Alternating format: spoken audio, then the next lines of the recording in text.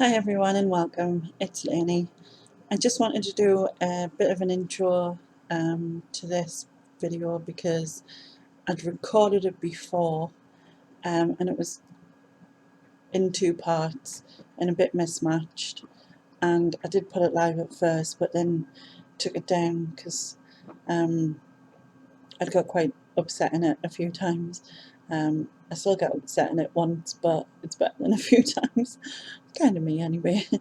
I also wanted to make a point that it may be jumbled but in places, but I did try my best to edit it slightly.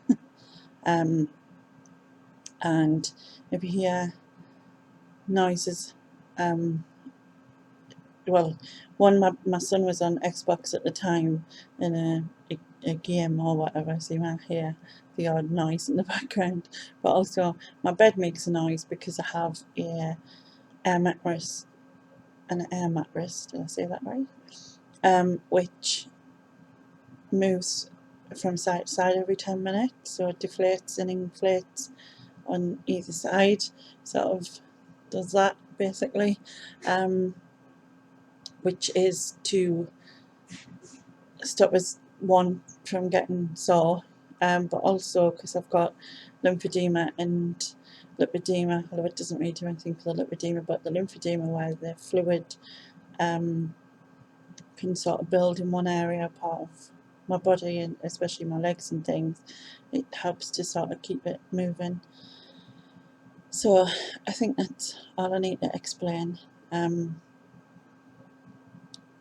So there, thank you, and speak to you later. Bye. A video about my time in hospital was a big changing point in my life.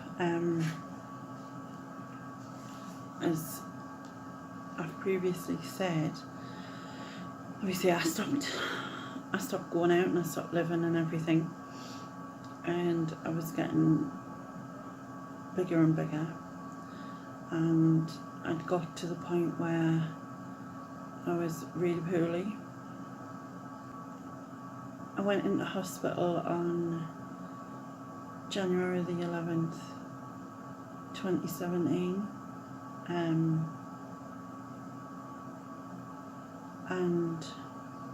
I'd agreed to go in on a Sunday, so this was the Wednesday, and I'd agreed that I would go in on the Sunday, but it took till the Wednesday to arrange it. By this time I was stuck in bed. I hadn't been able to get up or stand for nearly a week. My legs had completely filled with fluid right up to my hips. I was in constant pain. Even just to move them across the bed was. So when I agreed to go in, I didn't want to go in.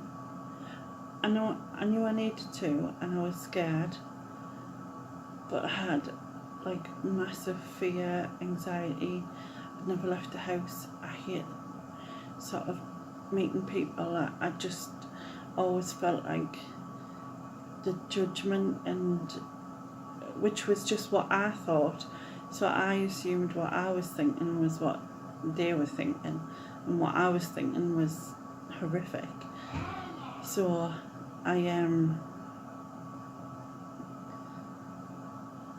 it was a big, like to agree for me was a really big thing. And I think, if I'm honest, I knew I was dying.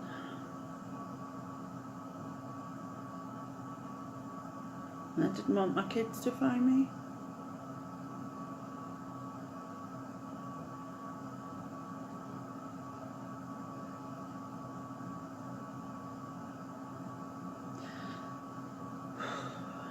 Sorry.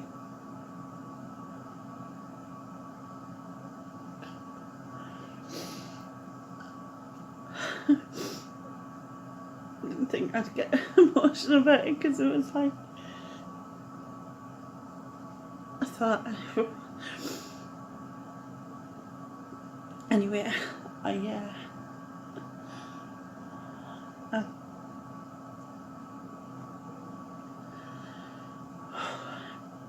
and there was a little bit of it. I thought maybe things would change, maybe things would get better. I don't think I believed it really at the time, but I knew I needed to do. I knew something needed to happen.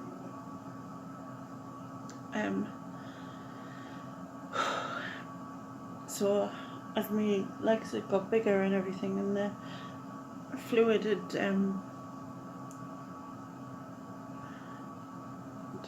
had come right up, and like I said, I was taking codeine, and I think that was the strongest thing I was on, but wasn't really touching the pain anyway. It was just sort of helping us sleep a bit more. That really was it.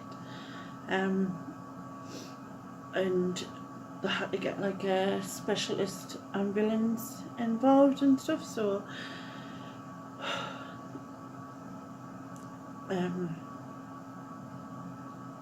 it took some arranging, and obviously the hospital had to be prepared, and they sorted us a side room, and so I got told it would happen on the Wednesday, and of course I'd hid from people for years pretty much, so I would all of a sudden have all these people in my house that I didn't know. And I have to say, like, looking back now, they were all really amazing, but you know, there was like the Heart team, which is a specialist ambulance service, which they came out, and I spoke to like the head one, and I only spoke to him. I didn't have to I didn't speak to everyone. They put like a divide into my room, because the only way to get us out of my room was to take the windows out. I now have patio doors where those were, and I know I kind of laughed at it, but it wasn't a laugh, it was just a, I don't know, it was scary. I hadn't, you know, I just kept trying to breathe through it, and you know, they brought this thing what looked like a, I mean, it took them about 3 hours to take the windows out and everything, and secure the area so that it was ready for us to go.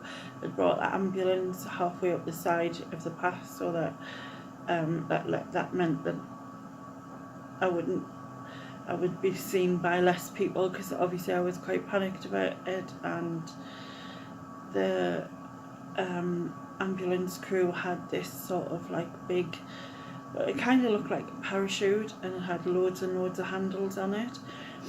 And my bed, which is a hospital bed, so it's like an electric bed, but it was broke, so it was fixed in the same place.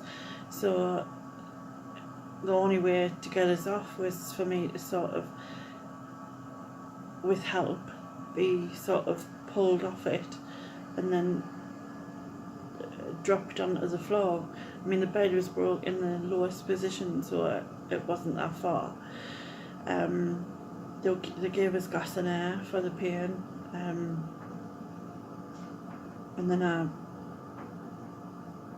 I sort of slid onto this mat, onto this parachute mat thing with all the handles, and then all of a sudden there was about 10 people there, like ambulance people and stuff, and they all had hold of each like handle, and they were I just remember like the one man in charge who was lovely. He was the only one who was speaking, and he was saying to me to sit onto the gas and air, and they all sort of lifted a corner each, and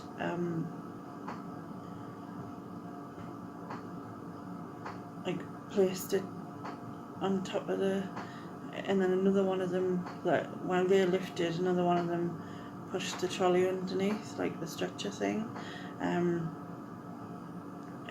that was.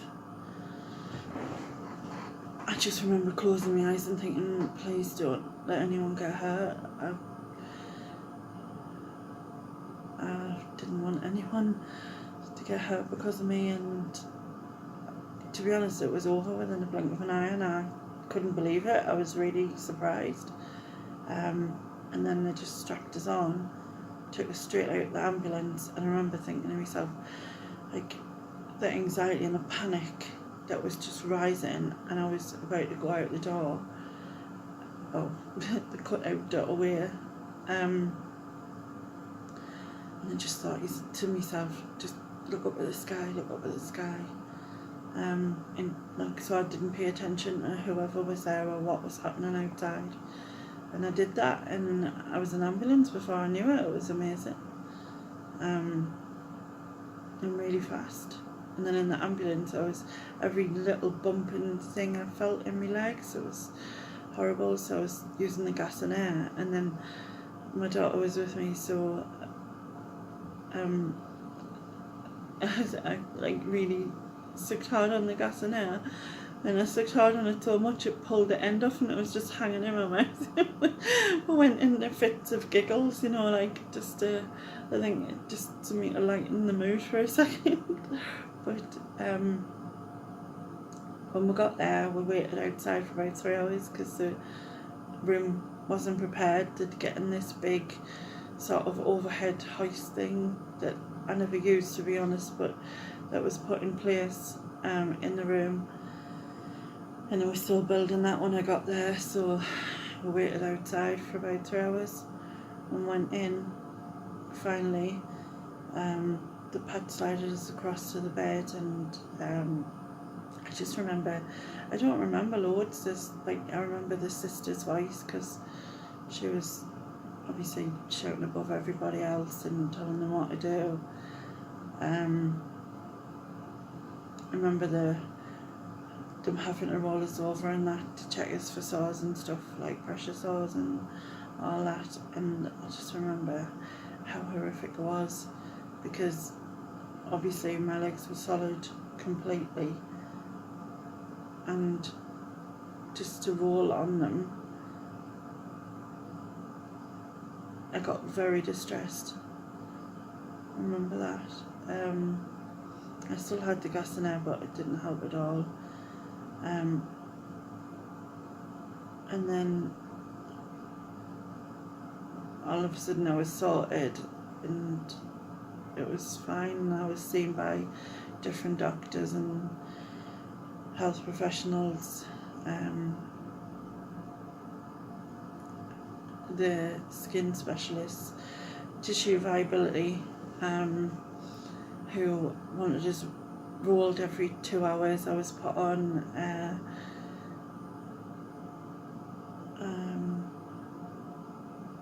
what's it called? Fusamide, which is what they use to take the fluid out of your body. What's it called? Diuretic, yeah. I was put on that, and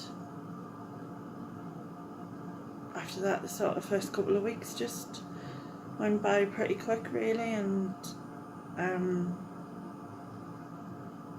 you know, I was like, I remember, because I was in like a side room, which at the time I was really pleased about, because I didn't want to be on, it sounds mad to say it, on display, but that's kind of how it felt, you know, because if anyone seen us that do like you know, proper stare or double takes or whatever, and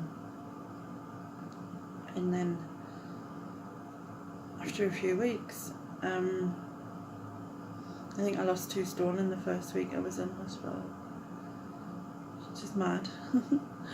But and in fact, in the, I think it was 8 weeks or 9 weeks. It was 8 weeks. I lost 9 stone, 6 I think it was in 8 weeks.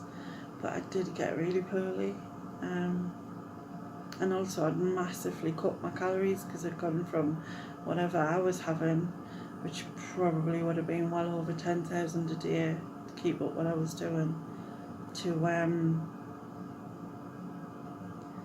whatever the standard dinners are at the hospital. And that's if you eat them, because they're not the greatest, are they? But after, like I said, after a few weeks I got really poorly. It was one Friday night, my friends had came to visit and my daughter, and I was really cold. My teeth kept chattering, I couldn't get warm, but yeah, I had a temperature, I had pains all over my body, just up and down, just shooting all over me. I was not in a very good place at all, and they were coming to check us, and obviously, you know, my temperature, I think at one point got up to like 41 something. And then from then, I have not very much memory till I recall something the next morning, which was the doctor standing at the bottom of the bed telling us I'd scared them. I'd gave them a scare through the night. I was put on sort of drips and all sorts, like some strong painkillers and things. It turned out I had a blood infection and a water infection that turned into a blood infection, or whether it was two separate things. So water infection and blood infection, and I had pneumonia on one side. So yeah, and I have little flashes of that weekend. I remember seeing my sister there, my nephew at one point. I remember them taking bloods from my arteries directly, which is really painful. I don't even know why I remember that bit, but I also remember I was just covered in bruises and marks all over my arms, you know, where they'd taken bloods and put drips in, and I was still on some sort of strong medication, and then they moved it to oral, taken orally, and it made all my mouth sore, and I had all ulcers, and it tasted odd. My temperature took a while to come down, and then I remember on the Monday, the doctor come around, you know, as they do on the wards, and I remember just being given loads of medication on the morning, and I hate taking tablets. I always have. Like I've hated taking tablets, and they gave us all these tablets, and I remember asking the doctor, why am I on all these? What's it for? You know, asking loads of questions, and she told me one of them was for my heart, and I thought, oh my God, what's wrong with my heart? What's happened to my heart? Well, anything like this that had panicked us before, I would have used food for. I would have blocked it out with food. I would have just ate and ate and ate, and then I didn't have to think about it, because everything when I ate was calmer, and it wasn't a happy place when I ate, but it was a silent place, if that makes sense. I didn't have the constant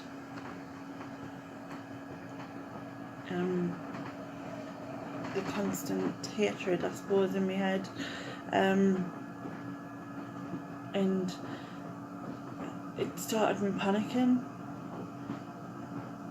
and I thought, oh, you know, and like I said, I didn't have the food to calm those panics, and you know, the anxiety became worse, and lying at night on the night, because the room was so dark, it was like February, and I think I just got more and more scared, spent a lot of time on my own, and I think that the silence kind of made it worse. It sort of let my head get carried away, and like I said, I didn't have the food to block it all out. I know I will go into the mental health side of this a bit more and probably separately. It was it was like the worst time of my life, I have to say.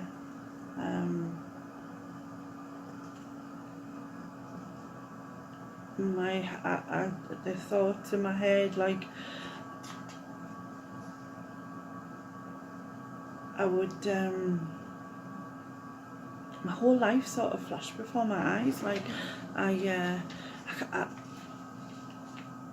would panic about anything. I couldn't speak to people. I stopped talking. People were messaging us, obviously asking how I was, and I got to the point where I couldn't reply. I would hover my finger over, stopped answering my phone, I stopped answering my texts, and I didn't know what to say anymore, and it just went further and further downhill, and this went on for altogether, I would say for about 2.5, 3 weeks. It was really seriously scary. They thought I'd had a stroke at one point because I wasn't able to speak. I just would make noise. I would just be. Obviously I remember it, which is strange, but it's like it happened to someone else in a sense. I remember the doctor being there once, and she was asking me loads of things, and I just thought, I'll shut my eyes and you'll go. And when I opened my eyes, she was still there. And like I said, it's not funny, because obviously it's scary how bad my mental health got, but it's that kind of thing, isn't it? It's how you deal with it. And I suppose looking at now, and I remember looking at the clock, and 10 minutes had gone by the clock, but to me it felt like hours and hours and hours. And I remember even thinking I died at one point, and looking in my phone without the screen on, just in the dark, so I was in the dark, looking in the phone and thinking to myself, I'm not blinking, but you don't see yourself blink, you know what I mean? But that logic just completely went.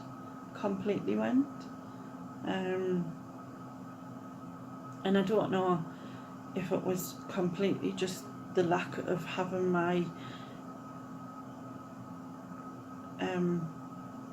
way of coping gone, because I didn't have it, in terms of like my food, my addiction had gone, in a sense, my way of getting through, or probably, like maybe it did include the seriousness of being so ill, and the medication I was on, the temperature and all of that could have had an effect.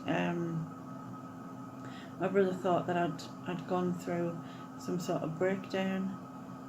I remember seeing him come to the hospital, and I remember following him through the room as if like I was seeing things. It's so strange to talk about it now, but at the same time I want to be able to do that, because if someone felt like that all the time and they never escaped from it, it must be so horrific. I've struggled with depression and anxiety and panic attacks, but this was a whole different level.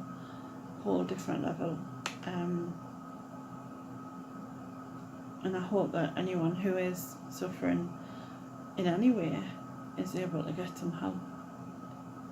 And I know it's sad that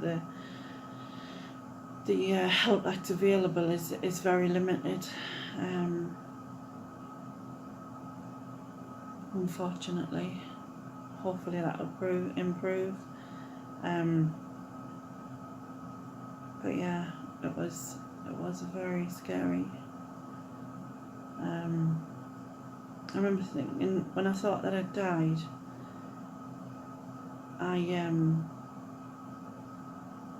obviously I did the blinking thing, and then the fact that I was in the dark in a room by myself and it was really cold, which it was February, and I just needed them to turn the heating up, but again my logic had gone completely, and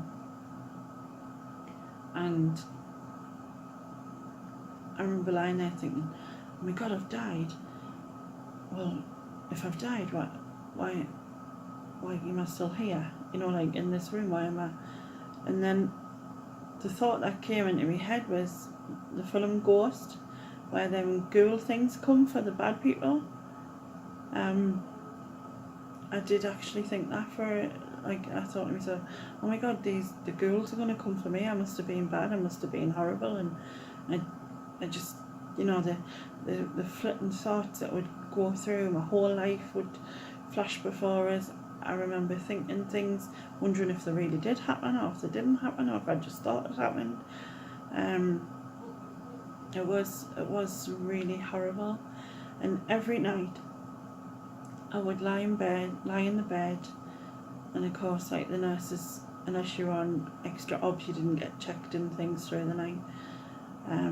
So once I started to get better physically in terms of the pneumonia had gone and the infection and all that, you know, my obs went back to normal.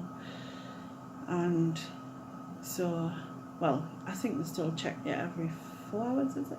Yeah. So for the majority of the time I was alone a lot. And I remember gripping onto the bed. I used to grip on the sides of the bed so tight, and I'd lie there. I'd feel like something was weighing my head down, and something was weighing my chest down, like a pile of really heavy encyclopedias or something, or just pressure on my chest. I'd have this hot and cold feeling that would run up and down my body, and this fear that would come up from my toes and up and rise up into like the panic, and then I'd think of something like it had happened or that could happen or whatever, and then obviously that would make it more extreme. And I remember a conversation with my sister where she told us I had to fight it and to use my logic, and after 2.5 weeks or something, I was I mean, I had stopped, like, this was in the beginning of feeling like that. I stopped speaking to, ringing or talking to my family after a while, or I just didn't, I couldn't know what to say, which is, I think, you know, the hospital thought that I'd had a stroke at one point. They told my brother this, they sent the stroke team down when I was really ill, with the infection and the things, what they called, the intensive care. They were monitoring us because I wasn't someone that was just able to be moved easily, so they were monitoring us and they were working out ways of how they could take us up there. And I remember telling them I wasn't going, I'm staying here, that I'd be fine. I mean, I did turn out to be fine, but, you know, at the time, and I just, like I said, it started to get better, and I was lying in the bed and thinking, every time this has happened, you've had this intense fear throughout the night type of thing, where I've never slept. I would sleep through the day. I even stopped eating and stopped taking medication. They would leave for us and I'd refuse. They would ask my daughter when she came in and say, oh, she hasn't eaten and she hasn't had her medication, can you try and get her to take them and eat them and eat our food and stuff. I never ever thought that I would ever stop eating for any reason whatsoever, ever. You know what I mean? It's always been such a massive thing in my life that to not do it was madness to me. And I guess it just shows how serious things were, really. the heart tablets that I talked about, it used to make us freak out, because if one of the things that I couldn't concentrate on anything, because if I'd read a word that, say heart for instance, I'd start thinking heart attacks and all this, and it would just send us in a spiral, so I couldn't read anything, I couldn't concentrate on anything, look at anything. I couldn't sleep. Like I said, at night I would just be lying in absolute fear, gripping the bed, with these shakes, and at the same time I couldn't really talk about it either. I talk about it now, but at the time I struggled to say anything about what was going on, which, like I said, was probably why they thought I had a stroke. And I remember actually shouting at the guy, telling him that it was anxiety, it wasn't a stroke that I'd had, the reason I couldn't speak, and it took every little ounce of us to be able to sort of shout those words. But I suppose it's one of the things that helped me move forward as well, like with my sister saying what she said, and then when I was lying in bed thinking, you know, every morning, you know, you've got to the morning and nothing's happened and you're fine. And I remember lying in the bed, ungripping the bed and saying to myself, you're fine, nothing's happened, you know, and doing just sort of breathing in and out and trying to concentrate on that while repeating the words, you're fine, nothing's going to happen, you're fine, you know what I mean? And, you know, it took time, and it took time, you know, over the coming weeks I got better and stronger. And I think I spoke to my daughter about it once, and she said that she didn't think she was going to get her mum back. And I actually thought that myself at one point. I thought, am I ever going to be me again? And even though, like I said before, I've had anxiety and panic attacks and all those issues before, but this was just a whole different level. Very scary. But things did improve, and I started to improve, and I started to, the physio started to get involved. And another thing is that when I went through that 2 or 3 weeks, I never went on social media once, which is massive for me, because I like to live on there, or I lived on there. And there's like not a post from me, which is, considering all that I ever did, I guess it's one of the things that shows us how bad things got, but thankfully they improved. I never ever asked to leave hospital or anything. I did get very homesick at times, you know. I never asked to leave though, and I wouldn't have. The mental health team got involved as well, and I would see them a couple of times a week in the hospital, and started to do things that I used to do before, and never worked through any of the past issues that I had, because they didn't want us just gonna go into 2 parts, I think it's just said. But anyway, this is part 2, I guess. So I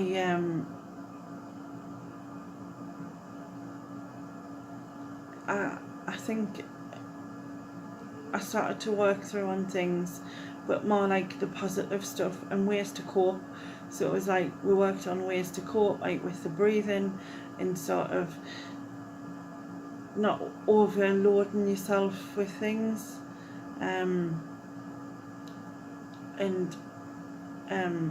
doing the things that you love as well, which I'd always loved to write, and poems and things especially. And so she gave us like a mini challenge where she gave us a couple of words where I had to include them in a poem, and it sort of got me back involved And then friends would bring in things that I could do, like make little animals, which I did out of like, it's just like kids things, but it was something to keep me entertained. And then in the March, I think I was just having a really bad day, you know, like just, I'd been there sort of 3 months and was it 3 months then? Or something like that, and I just wanted to go home, but at the same time I didn't, because I didn't want to go home and go back to where I was, if that makes sense.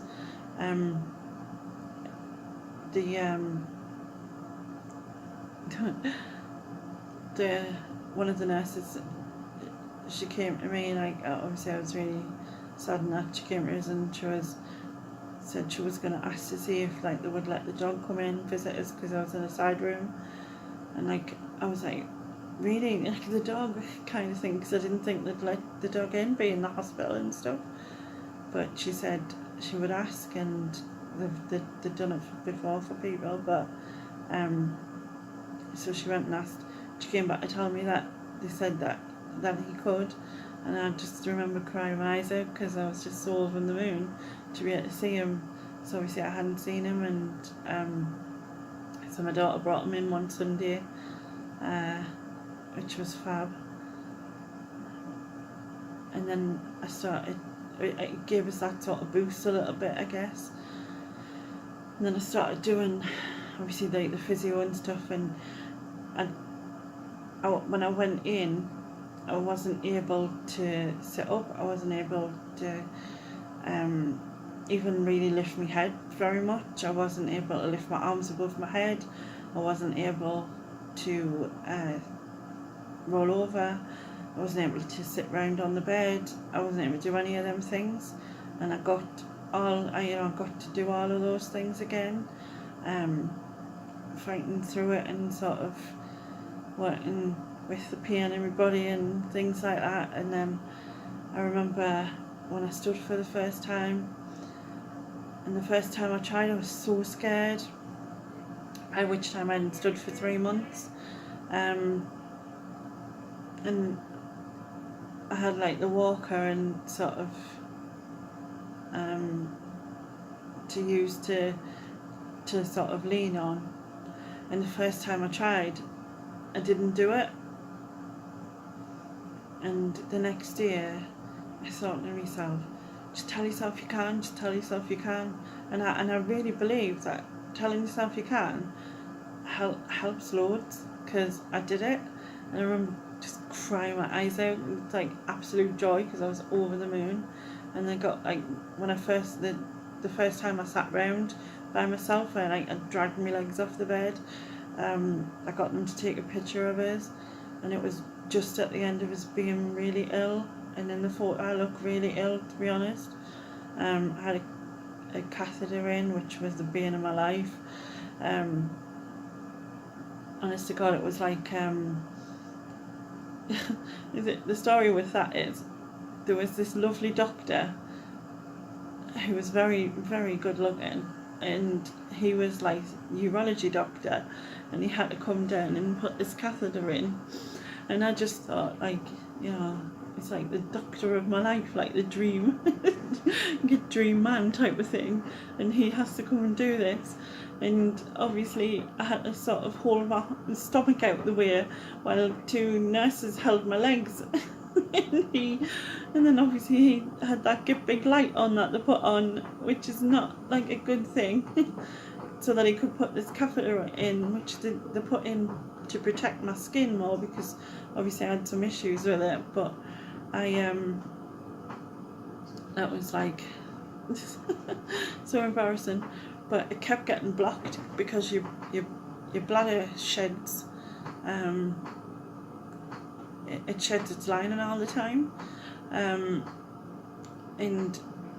obviously when you go to the toilet you wouldn't see it, but in the catheter it kept blocking the catheter, which meant that it kept becoming really painful, and my body kept trying to get rid of it. So it was kind of like labour pains, where it sort of rolls down into your parts, and it's not nice at all. And it got really extreme this one night, after having it in for about 3 months, no, 4 months I think I had it in for, yeah, it got really extreme, and the pain was so bad, and I obviously hadn't been to be able to go for a wee because it was blocked, and so I had to get this, and it was like midnight by this time, and I was in a lot of pain, tried painkillers, and in the end she had to just take it out, and she said, take it out, but you might have to get another one put in, which was like, it was my third, it would have been the third replacement or the fourth replacement. As it happens, I didn't have it put back in, but it was horrible. But yeah, going back to when I sat round on the bed and I got a photo took then, and then when I stood for the first time I got a photo took then, which I still have, and weirdly things I would never have had photos took before, and although those were only ever meant for like family and close friends, I have since shared them more publicly, but I never thought I would do that in a million years, you know what I mean? And you know, and then I started doing like more and more exercises, and I'd be like standing and then rocking side to side, and the rocking side to side, just to give you that motion of walking, and it sort of strengthened up my legs. I tried all these exercises that I was doing twice a day, and I was still rolling over for like to help my skin. And to be honest, I mean, once I started to get better, the hospital were looking for somewhere else to put us to continue with the rehabilitation of like me walking and things like that, because I wasn't ill anymore. But unfortunately there wasn't anywhere. However, this sort of backwards and forwards thing went on for about 2.5 months between the care home, who kept putting in the adjustments needed changing, because when I first went in hospital, when I were first rolling this over, I needed 8 people's help, but by the time I left hospital I only needed 2. So it's kind of like, obviously all the difference of that, and every time it kept changing what the care home would need to help us with, because there was no like rehabilitation centres or anything close by, and so in the end the decision was that I'd have to go home and have like physio come here, which is what happened. But there was like loads of other things. There was really big down times, like my daughter's 21st birthday happened when I was in there, and I remember sort of the few days run up to it, I was so gutted really to be there and not be out and sort of making a big deal of her birthday. I mean, I still got like, you know, I'd get in decorations. My sister brought them for us. My sister got decorations and a cake and stuff, and the nurses decorated the room for us on the morning, which was really nice. I'd get in our presents and I sat and wrapped them in things. I'd ordered them and then I sat and wrapped them in there. And obviously she had to come to me for her birthday. I was wounded not to be home, but she sort of told us afterwards that she preferred us to be there getting better than anything else. So, but it was a particular low sort of, I remember that, I think the day before, on the night before, getting really upset about not being home. But like other things, like on my birthday, it was just amazing because I'd gotten clothes from yours, and up until then I hadn't been able to get any clothes that would fit. I remember ordering a t-shirt from America that cost us nigh on £60, including delivery, and although it fit us, it was like the thinnest material ever. It was just atrocious, and I hadn't bought any clothes for years and years. I didn't own anything. I had about 3 90s, which I'd had 3 nighties and a couple of skirts which I'd had for God knows. So my sister bought me like a new set of clothes out of there in the fit, and honest God, I was over the moon. When I got weighed on my birthday, I think I was £3 off total loss of 12 stone. £3 off a total loss of 12 stone, and I lost £5, and I was just so over the moon because I just remember crying on the day of my birthday, getting weighed because I was so chuffed. And I had like a small portion of fish and chips that day as a treat. My sister brought me a little cupcake, and I got the ladies who I was in the ward with, because by this time I'd been moved into a ward. I got all the ladies something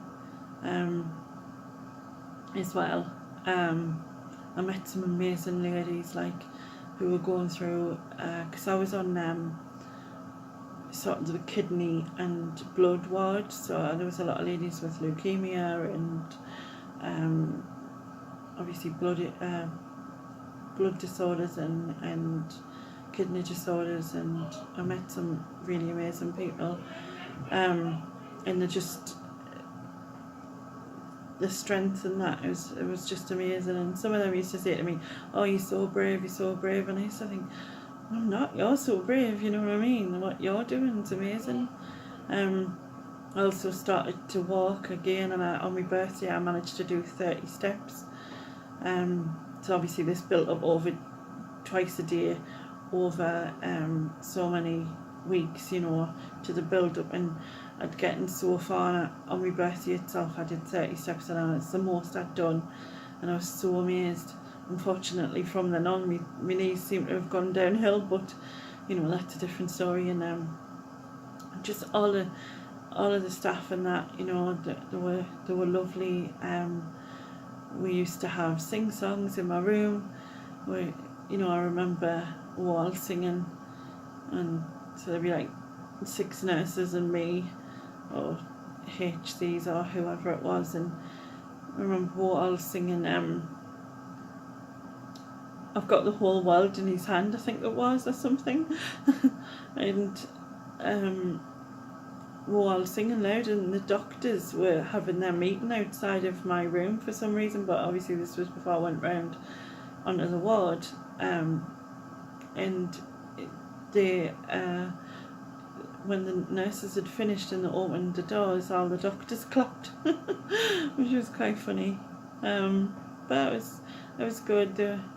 They were, you know, like from the cleaners right up to the doctors, there were just so many amazing people. Like, it just saved my life, you know. There's no other way of putting it, really.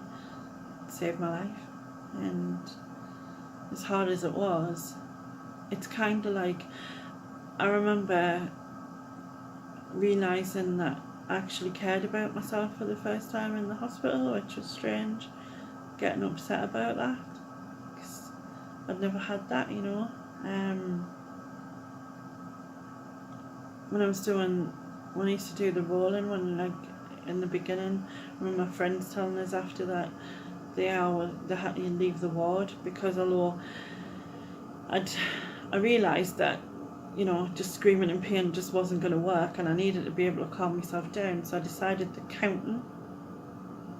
So I used to, in the beginning, when the rolling was first happening, I used to count, and I used to sort of make each side of the nurses count, you know, do faster. Well, I'd be like, well, they did it in 72, so you have to do it faster, you know what I mean, compare them off against each other. But then sometimes if the pain got too bad, I'd sort of shout. It wasn't like it was scream counting kind of thing, but in a way it was the best way I could control what was happening. And I remember sort of like screaming if one bit particularly hurt us, and I'd go like 28, get loud, like scream it, and then when I'd calm down, skip to sort of 35, and then the sister would be like, how are you cheating, you know what I mean, sort of thing. But it was so strange. And the day I left, well, obviously the talk about us leaving, and I'd like getting presents for all the staff and stuff, like the cleaners right up to the doctors and everything. And they'd had it all planned, and when they were meant to be coming, and when they came, they brought the wrong stretcher, which the stretcher they had sides that folded up, and that folded in and locked, but because I've got lymphedema in my legs, I couldn't lock these sides. So when they told us, like, obviously this had been a big thing, and I was like, you know, I was really chuffed about going home, but I was also scared.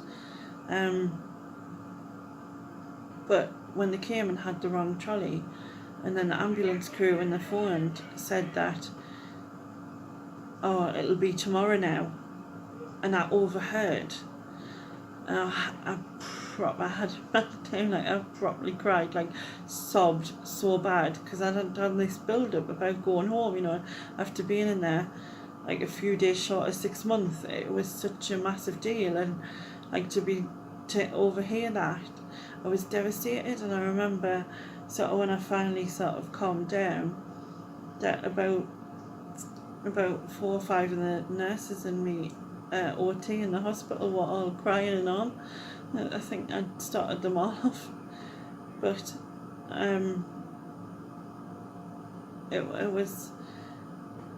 it's kind of like the hardest thing I've ever done and been through, but it's also what I'm the most proudest of, in a sense. Like, I'm proud of that I stuck it out, that I did it, that I got through it, that I kept fighting, and it was so hard.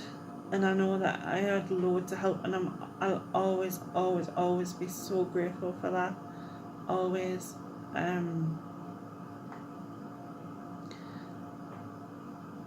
It's just, I always think, oh, if, like, you know, things had been different and whatever, but, you know, it's just, sometimes think that things happen for a reason, and maybe it wasn't meant to, and it's kind of been one of the things that I want to do, is to keep sort of doing this to get other people to see that they can change their life, no matter how small, no matter how big, whatever it is, you can. And if I can, everyone can. Sometimes you have to, you know, fight for the help you need, and I have done since coming out, especially, you know, there's been masses of ups and downs, letdowns, frustrations and things like that, and I've still got a massive way to go, but mentally I'm a different person, completely different person. And I'm not talking about what happened in the hospital, I'm talking about what I felt and thought, the way I felt and thought before. But I will do I think I will do a video on mental health. I think especially sort of depression, anxiety, panic attacks, addiction, body dysmorphia.